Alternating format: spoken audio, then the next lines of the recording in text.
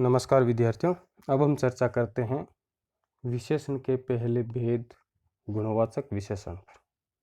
विशेषण के 4 भेद होते हैं, तो पहला भेद है गुणवाचक विशेषण। इसकी परिभाषा क्या है कि जिस विशेषण के माध्यम से किसी संज्ञा या सर्वनाम के गुण, धर्म, आकार, रंग और रूप, अवस्था आदि का बोध होता है उसे गुणवाचक विशेषण कहा जाता है। यहाँ तो थोड़ी त्रुटि है। तो गुणवाचक विशेषण, देखो विशेषण में हमने क्या पढ़ा था। सबसे पहले विशेषण की परिभाषा को समझना जरूरी है। जब तक विशेषण की परिभाषा समझ में नहीं आएगी तब तक हम उनके भेदों का विश्लेषण नहीं कर पाएंगे।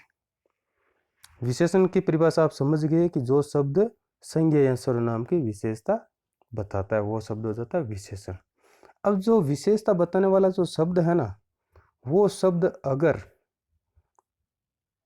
संज्ञा या सर्वनाम जिसकी विशेषता बता रहा है उसके गुणों को या उसके धर्म को या उसके आकार प्रकार को या उसके रंग रूप को या उसकी अवस्था, इस प्रकार की विशेषताएं अगर बता रहा है, कहने का तात्पर्य उसके गुणों का बोध हमें करवाता है, तो वो गुणवाचक विशेषण कहा जाता है।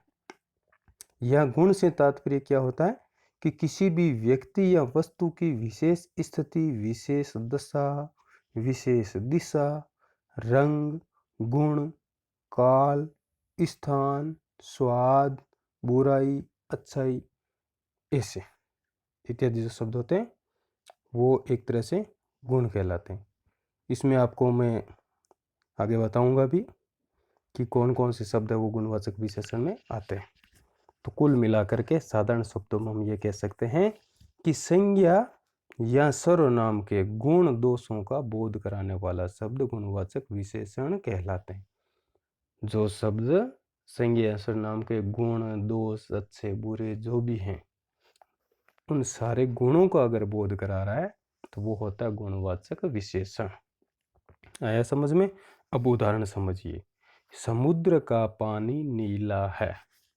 पानी कैसा है? नीला। तो पानी शब्द क्या हो गया? संज्ञा। और इस संज्ञा की विशेषता क्या बताई है कि वो कैसी है संज्ञा? नीला। तो नीला शब्द हो गया विशेषण और पानी शब्द हो गया विशेष्य। अब पानी का गुण बताया, रंग बताया ना, ये रंग नीला है, तो ये गुणवाचक विशेषण बन गया। इसी तरह से लड़का शहरी लगता है। लड़के का गुण कैसा बताया? शहरी। गांव वाले धार्मिक लोग होते हैं। लोग कैसे होते हैं? लोगों की क्या विशेषता बताई है? धार्मिक। तो इस तरह से नीला, शहरी और धार्मिक, ये शब्द क्या हो गए? गुणवाचक विशेषण। बच्चों हम जो इसके आगे भेद पढ़ेंगे ना, आपको आसानी से समझ में आ जाएंगे कि गुणवाचक विशेषण में कौन कौन से शब्द होते हैं। जैसे मैंने यह सूची बनाई है। गुणवाचक विशेषण के अंतर्गत निम्नलिखित विशेषताएं पाई जाती है। कहने का तात्पर्य कि ये जो मैंने शब्द लिखे ना, ये शब्द हैं और इनसे मिलते जुलते जो अन्य गुण वाले जो शब्द होते हैं वो गुणवाचक विशेषण में आते हैं। एक एक शब्द की तो व्याख्या करूंगा तो वीडियो बहुत लंबा बन जाएगा। इसे आप ध्यान से पढ़ें और अपनी कॉपी में नोट करें। जैसे जो भी गुण होते हैं वो गुणवाचक में आते हैं। समय का जो बोध कराते हैं, नया, पुराना, ताजा, बासी, वो गुणवाचक विशेषण में आते हैं। दोष, बाहर, व्यवसाय, पदार्थ, स्वाद, अवस्था। अब अवस्था में कौन कौन शब्द होते हैं आप देख लो। सूखा, नम, गीला, शुष्क, सूखा हुआ या भीगा हुआ, या हम कहते हैं जला हुआ। इसी तरह से दिशा, स्थिति, अगला, पिछला, ऊपर वाला, नीचे वाला, ये सारे शब्द क्या होते हैं? स्थिति का बोध कराते हैं।